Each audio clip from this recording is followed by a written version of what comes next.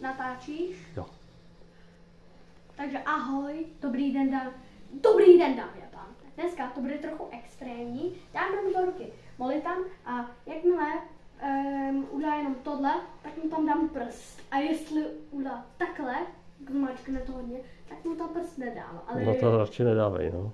No, ale když udělá tohle, tak já mu tam ten prst dám.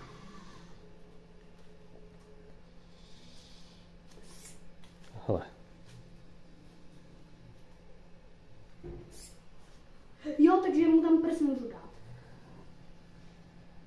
Jo. To je dobrý. Dobře, tak zkus prst. Prst, takže já mu tam dám prst. Jestli to bude bolet teda, to jsem zvědavý. Jo, mě taky. To nebolí. Nebolí? Ale jsi teda dobrý, že jsi odvážnej. Pryč.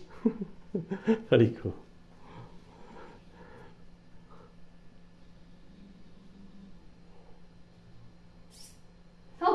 On to drží.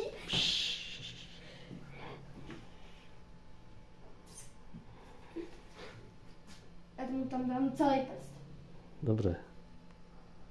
Chyť. On mě drží.